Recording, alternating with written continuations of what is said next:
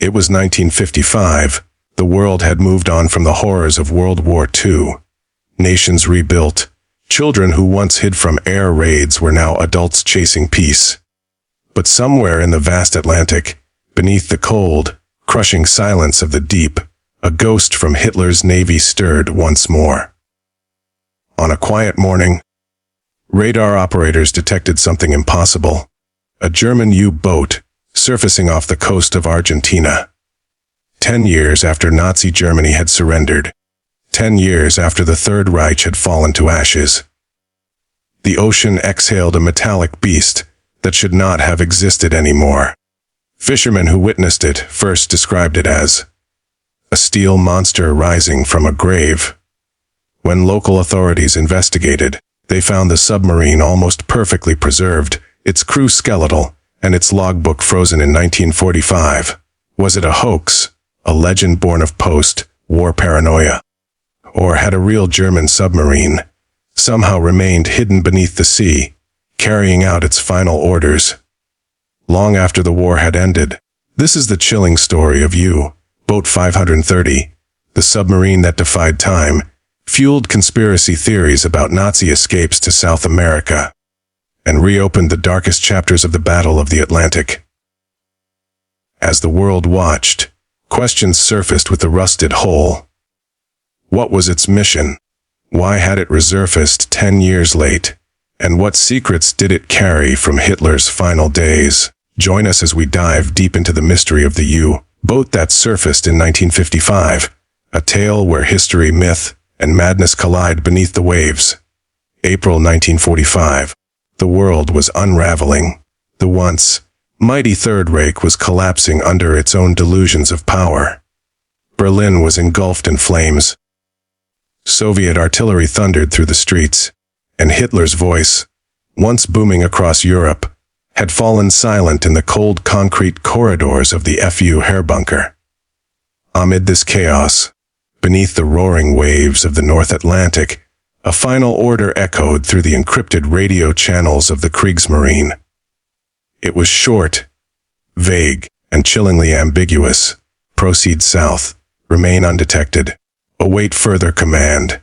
Those few words would seal the fate of one of the most mysterious submarines in history. U-530. Commanded by Oberleutnant Otto Wermuth, U-530 was a Type IXC-40U boat, a formidable predator of the deep, designed for long-range missions and stealth. Her crew of 54 young men had spent years living in cramped, diesel-soaked quarters, battling the endless sea, Allied destroyers, and the creeping terror of isolation. By April, they knew the war was lost.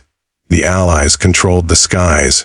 The Atlantic convoys were protected by sonar and air patrols, and the once feared wolf packs had been hunted into extinction. Still, orders were orders. As U-530 slipped away from her base in occupied Norway, the crew could hear distant air raids in the distance, the final sounds of a dying empire. Many believed they were sailing toward their own graves. Wermuth himself was a man torn between duty and despair. He had joined the Navy to serve Germany, not to watch it crumble into dust. Yet now, his orders demanded silence and secrecy, even as the Reich's high command disintegrated. For days, the U-boat moved silently beneath the surface, gliding through cold Atlantic currents as Allied sonar pings echoed in the distance. Every man aboard knew that surrender was inevitable, but no one dared speak it aloud. The claustrophobic corridors smelled of oil, sweat, and fear. Sleep came in brief, haunted bursts. Meals were rationed, water was scarce, and the battery-powered air grew heavy with carbon dioxide. Yet Wermuth pressed on, following a southward course that few understood. Rumors spread among the crew. Some whispered that their true mission was to carry secret documents or high-ranking Nazis to a safe haven in Argentina, where sympathetic officials were rumored to be waiting. Others believed they were smuggling Nazi gold, or even Hitler himself, who, according to whispers from the dying front, had escaped Berlin before the Soviets closed in. the truth was never revealed, not even to the men aboard. Weymouth kept his orders locked away, both literally and emotionally, and his silence only deepened the tension that filled the submarine. By May 8, 1945, VE Day, victory in Europe, Germany had officially surrendered. Across Europe, soldiers laid down their weapons, and the world exhaled for the first time in 6 brutal years. But deep below the surface, U-530 continued her ghostly voyage, disconnected from the world above. When the news of surrender finally reached them, the men were stunned. Some cheered, others wept. A few demanded that Weymouth surface and surrender immediately, but their commander refused. The U-boat remained submerged, engines humming softly in the dark, its crew prisoners of both duty and disbelief. Days turned to weeks. Fuel ran low, food supplies dwindled. Men began hallucinating from fatigue and the oppressive silence. The ocean had become both their prison and their only protection. With each passing day, they drifted farther from Europe, deeper into the unknown. Somewhere near the equator, U-530 crossed the invisible line, dividing the northern and southern hemispheres, leaving behind not just the war, but history itself. By then, their mission had become something else entirely. Survival. The crew had no idea where they were going, or when they would return. Some speculated that Weymouth intended to surrender in South America, far from Allied retribution. Others believed he simply couldn't face the shame of returning home in defeat. Whatever the truth, one thing was certain: U-530 had vanished from all known records. To the rest of the world, she was gone, lost in the endless blue. But beneath those waves, 54 men continued their descent into uncertainty, bound by silence, obedience, and fear. They didn't know it yet, but their disappearance would spark one of the greatest unsolved mysteries of World War II. A legend that would resurface 10 years later, when the ocean finally gave up its secret. The sea became their world, a vast, indifferent expanse stretching endlessly in every direction. As U-530 pushed farther south, the men aboard began to lose all sense of time. The once disciplined rhythm of Navy life dissolved into a blur of mechanical hums and whispered prayers. The flickering red lights of the control room cast long shadows across weary faces. They had been at sea far longer than planned, running silent, running scared, obeying orders that no longer made sense. And yet, Otto Weymouth gave no sign of hesitation, his jaw set, his eyes hollow. He carried the weight of 54 souls, and the burden of a dying empire, into the deep unknown. The submarine crept through treacherous waters, avoiding Allied patrols that still scarred the ocean for rogue German U-boats, even after the surrender. Each sonar ping that echoed through the hull felt like a heartbeat of doom. The men froze whenever the sound intensified, knowing a single misstep could mean instant annihilation. They were ghosts haunting the sea, unseen, unheard, and forgotten. Weymouth's silence became unbearable. He spent hours alone in his cabin, staring at the coded message that had sent them south, as if it held the answer to their fate. Some officers began to question whether he even knew what he was doing. Others feared mutiny might erupt if the crew's despair turned to madness. Food supplies dwindled to scraps.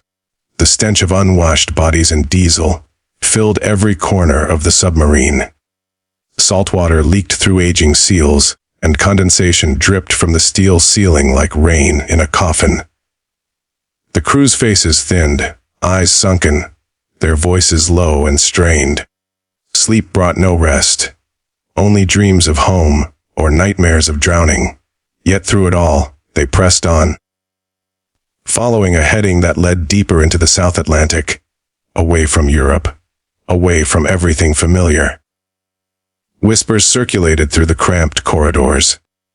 Some believed they were heading to Argentina, the rumored sanctuary where high ranking Nazis, were said to be regrouping under sympathetic protection. The idea of refuge gave a flicker of hope to some, disgust to others. Others thought the U-boat carried a secret cargo, perhaps stolen art, Nazi gold, or classified documents meant to rebuild the Reich in exile. A few of the more paranoid crew members swore that someone important, someone hidden, was aboard, though none could prove it. In truth, fear had replaced logic long ago. As the submarine crossed the equator, heat and humidity became unbearable. The air grew thick and suffocating. The engines, worn from constant strain, threatened failure. Men fainted from exhaustion. The once loyal crew began questioning everything: the orders, their commander, even the purpose of their voyage. One night, in the dark stillness of the sleeping quarters, a heated argument broke out. A young sailor, delirious and starving, accused Wehrmacht of leading them to their deaths.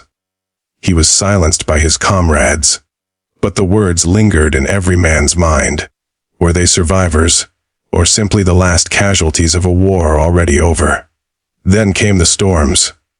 Furious tempests lashed the submarine, tossing it like a toy. For days, they rode out the fury of the Atlantic, diving deep to escape the wrath above. Metal groaned under pressure, rivets popped, and the entire vessel seemed on the verge of imploding. When they finally surfaced, the sea was calm again, eerily calm. It was then that Wehrmacht made a fateful decision. According to scattered reports, the U-boat changed course toward the Argentine coast. Some said it was an act of surrender, others claimed it was a rendezvous point. But what truly awaited them there, no one could say. By mid-July 1945, 2 months after Germany's defeat, U-530 finally neared the South American coastline. The crew, gaunt and hollow-eyed, had become shadows of themselves. Wehrmacht gathered them one last time. Without explanation, he ordered sensitive documents destroyed, weapons disassembled, and all identifying materials thrown into the sea. The crew complied in silence. That night, as the ocean reflected the Southern Cross above, U-530 slipped beneath the waves once more, not as a war machine, but as a drifting ghost. Official history records that the submarine scuttled itself, and its surviving men surrendered shortly afterward. But the timeline, the details, and even the authenticity of the logs remain uncertain. Some claim that the vessel never truly sank, that it lingered beneath the waves for years, unseen, sustained by something no one could explain. Others insist that it did disappear, only to return mysteriously a decade later, surfacing from the depths like a steel phantom, bearing the secrets of a war that refused to die. Whatever truly happened in those months between surrender and reappearance, one fact remains clear: U-530 had crossed not just the Atlantic, but the line between history and legend. It had become more than a submarine. It had become a symbol of the ghosts World War II left behind, drifting endlessly in the dark. The year was 1955. The world was no longer the same place it had been when the guns of World War II fell silent. The ashes of the conflict had given rise to a new tension, the Cold War, where paranoia, espionage, and secrecy ruled the world once more. Yet, amid the headlines of atomic tests and Soviet expansion, something surfaced from the depths of history. Quite literally. On a quiet morning near Mar del Plata, Argentina, local fishermen noticed something unusual breaking through the fog. It wasn't a whale or drifting wreckage. It was a massive, rusted hull slowly emerging from the sea, water cascading off its steel body. The shape was unmistakable, a submarine. But this was no modern vessel. Its design, its markings, and its very presence whispered of a war long past. Argentine naval patrols were immediately dispatched to investigate. As they approached, they could make out faded Kriegsmarine insignia, the remnants of the German Navy. The officers on deck were speechless. It had been 10 years since the end of the war. The idea that a Nazi U-boat had survived in secret until 1955 seemed impossible. Yet there it was, surfacing quietly, as if time had simply forgotten to move forward for the men who once served aboard it. The submarine appeared to be in remarkable condition. Its hull, though worn by the sea, remained largely intact. No signs of recent battle damage, no visible scuttling. But when divers and inspection crews entered the vessel, the air inside was stale, thick with the scent of rust, oil, and decay. The eerie silence of the interior was broken only by the creaking of metal and the soft echo of footsteps through empty corridors. There were no living crew members aboard. What they found instead sent chills through the investigators. Skeletal remains, still in uniform, sitting at their stations as if they had died in mid-duty. In the command room, an old logbook lay open on the navigation table. Its final entry was dated May 10, 1945, just 2 days after Germany's surrender. The handwriting was steady, almost defiant, and ended abruptly, as if the pen had been dropped mid-sentence. No entries followed.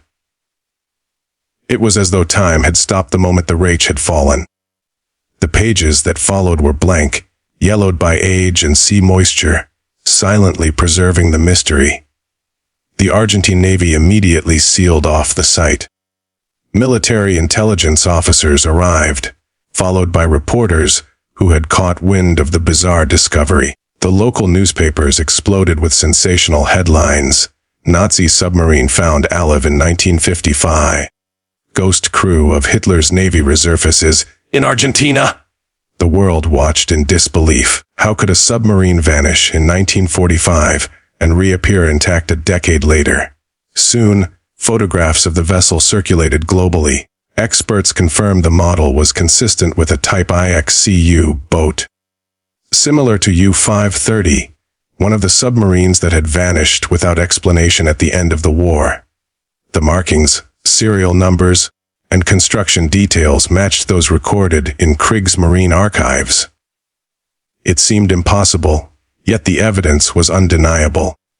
Eyewitnesses swore the submarine surfaced on its own power, that they saw steam venting from its valves, and heard the low hum of its engines before they died out.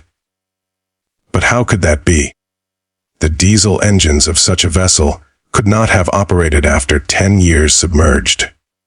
The fuel would have degraded, the batteries long dead, the oxygen supply depleted decades earlier, and yet, there it was. A perfectly preserved relic of the Battle of the Atlantic, rising like a ghost ship to confront the modern world. Speculation ran wild. Some claimed it was part of a secret Nazi escape operation, meant to ferry high-ranking officers to safety in South America. Others believed it had become trapped beneath the sea, its crew suffocating slowly in the dark, only to be carried to the surface years later by shifting currents. There were even rumors that it was connected to Hitler's rumored escape to Argentina, a story that refused to die despite lack of evidence. When the Argentine government released an official statement, it only deepened the mystery. They confirmed that the submarine had indeed been identified as U-530, but denied the presence of any secret cargo or high-ranking passengers. The logbook and remains were taken for analysis, but details of those reports were never made public. The hull was eventually towed away and dismantled under tight security, as if the authorities wanted the story buried as quickly as possible. Still, the discovery reignited global fascination with Nazi submarine mysteries. If U-530 had truly survived undetected for a decade, what else might be hidden beneath the oceans? Were there other U-boats still lying silent, carrying lost technology, stolen art, or fugitives from the Reich? For historians and conspiracy theorists alike, the resurfacing of the U-boat in 1955 was more than an isolated event.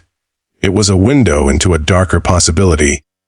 that World War II's shadows had not yet lifted, that its ghosts were still moving beneath the waves.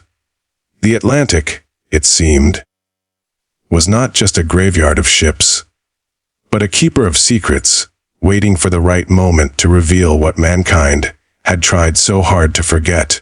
In the years that followed, the legend of the U-boat that surfaced 10 years after the war would become one of the most haunting maritime mysteries in modern history. A chilling reminder that even when history tries to bury its past, the ocean sometimes brings it back to light. The discovery of the mysterious U-boat in 1955 didn't just shock Argentina, it sent ripples of fear, fascination, and paranoia across the entire world. Governments, historians, and intelligence agencies scrambled for answers. A German submarine that had supposedly disappeared in 1945 had resurfaced intact a decade later, and no one could explain how. But the mystery wasn't just about a ship. It was about what or who it might have carried. Theories began to swirl like a storm over calm water, pulling fact and fiction into one of the most haunting legends of the post-war era. The Argentine Navy had officially identified the submarine as U-530, confirming that its logbook ended in early May 1945. But beyond that, the details became murky. The reports released to the public were vague, often contradicting earlier witness accounts.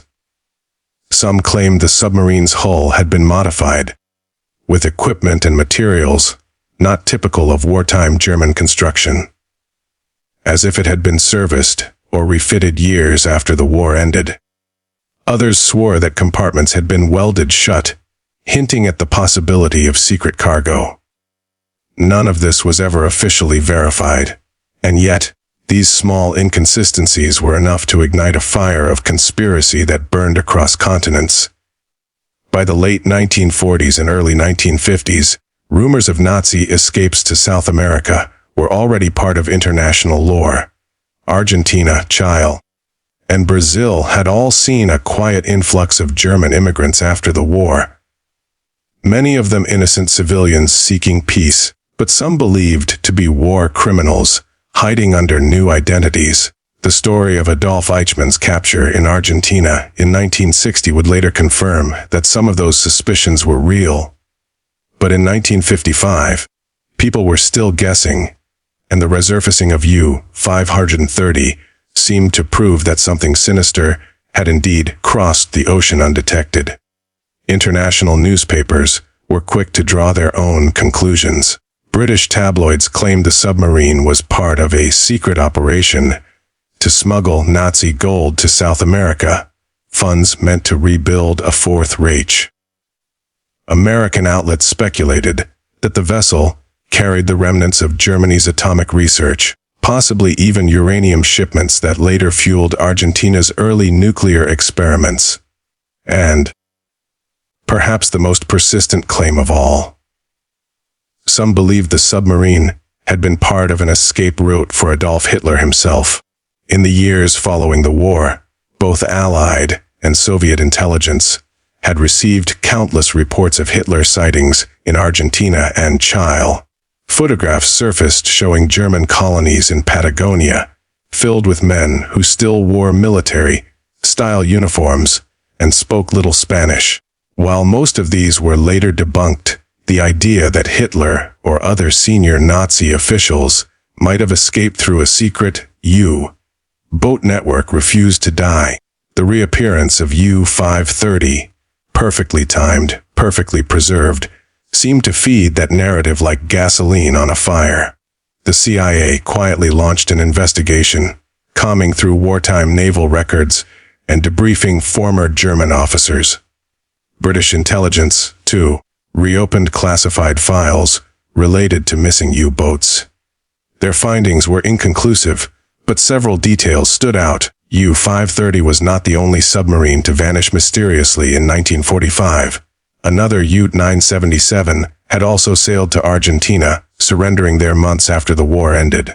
Its commander, Heinz Pfaffer, later published a book insisting that his voyage had no political motive.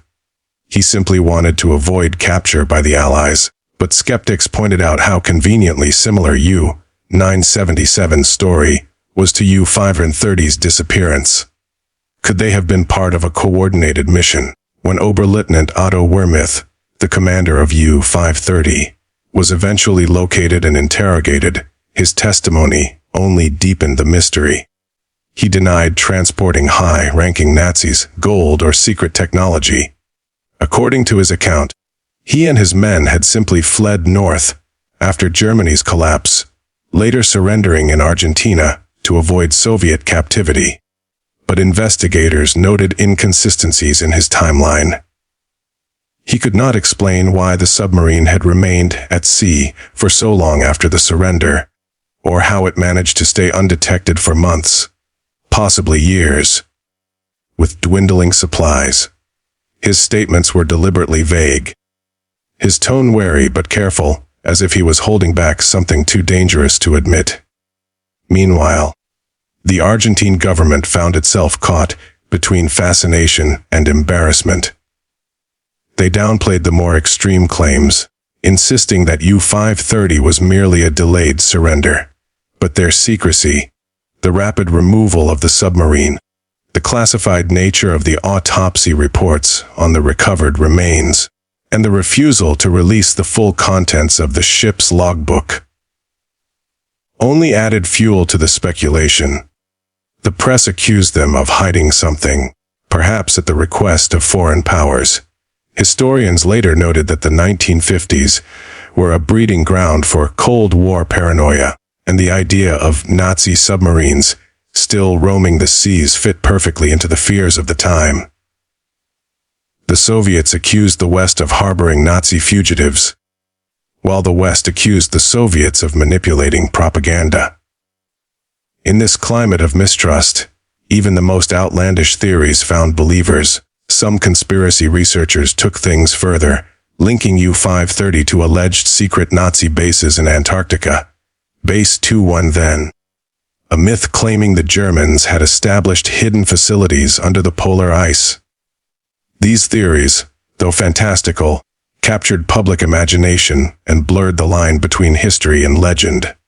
By the late 1950s, the story of the U-boat that surfaced 10 years after the war had become a global obsession. It was no longer just about a submarine. It was about what humanity feared most, the idea that evil had not truly died, that somewhere, beneath the waves or hidden in distant lands, the ghosts of the Third Reich were still alive, waiting for their moment to rise again. Even now, decades later, the truth remains uncertain. Intelligence files remain redacted, official explanations incomplete. What happened aboard U-530 between 1945 and 1955 continues to defy logic, a wartime enigma that refuses to rest at the bottom of the sea. The story of U-530 did not end with its discovery in 1955. In many ways, that was only the beginning. Its reappearance reopened debates about World War II and the murky shadows that lingered long after peace treaties were signed. Historians, naval experts, and conspiracy theorists alike tried to unravel the mystery, but the deeper they delved, the more questions arose. The U-boat became more than a vessel. It became a symbol of the unknown, a testament to the fact that even decades after the war, secrets from the Third Reich could still surface, challenging accepted history and sparking imaginations worldwide. The Atlantic had always been a theater of silent terror. During the Battle of the Atlantic, where German U-boats stalked Allied convoys with deadly precision. Yet, the resurfacing of U-530 in peacetime introduced a new kind of fear, that the reach of Nazi Germany might have extended far beyond 1945. Every historian who examined the case had to confront uncomfortable questions. How could a submarine evade capture for 10 years? Could it have been aided by sympathetic networks in South America? Was there a hidden purpose behind its voyage south? For the general public, these were not abstract questions. They were evidence that the war had never truly ended. The human element of the story was equally compelling. Consider the crew of U-530, lost to time in the deep ocean for 10 years. Reports indicated that the submarine's interior had been preserved almost perfectly, as if the men aboard had been frozen in a single moment of history. Skeletons still occupied the stations where the sailors had worked, and personal belongings were eerily intact. These silent witnesses forced investigators to confront the scale of human endurance and suffering during those final months at sea. How did the men survive so long under such impossible conditions? What drove them to maintain order and routine despite starvation, fear, and isolation? The answers, if they existed, were locked away beneath layers of rust, salt, and secrecy. U-530 also reignited speculation about Nazi escapes to South America, a theme that had already captured the post-war imagination. Argentina, with its history of harboring German immigrants, became central to countless theories. Some believed that high-ranking Nazis used U-530 as a clandestine shuttle, ferrying gold, technology, or even people to safety. Others argued that it carried no passengers at all, but its mere existence became a symbol of the possibility that some elements of the Third Reich had slipped through the cracks of history. Intelligence agencies from multiple countries, the CIA, British MI6, and even Soviet operatives, examined the case in secrecy, yet no definitive conclusions were ever made public. The mystery of U-530 also had a profound cultural impact. It inspired books, newspaper articles, and later documentaries that blurred the lines between fact and legend. Its story became a cautionary tale about the unseen consequences of war, how events long past can resurface in unexpected ways, challenging official narratives and reminding the world that history is never fully contained. The notion of a submarine emerging from the depths a decade after the war's end struck a chord with people who had lived through WWII, as well as a new generation growing up amid Cold War anxieties. Ultimately, U-530's legacy lies in its combination of history, mystery, and human drama. It reminds us that World War II, though officially over, left scars far deeper than the physical destruction of cities and battlefields. It left questions unanswered, secrets submerged, and human stories lost to time and ocean currents. The resurfacing of U-530 forces us to confront the uncomfortable truth that war's shadows do not vanish with surrender. They linger, sometimes in the most unexpected places, waiting for the right moment to rise again. Even today, historians continue to debate its story. Theories abound, from practical explanations of ocean currents and scuttling mishaps to dramatic conspiracies involving gold, Nazis, and secret escape networks. But one thing remains indisputable. The U-boat that surfaced in 1955 did more than break through the ocean surface. It shattered the illusion that history can ever be fully contained. It reminded the world that the echoes of World War II could resurface decades later, like a ghostly submarine rising from the deep, carrying with it the secrets, fears, and human stories that war never truly buries.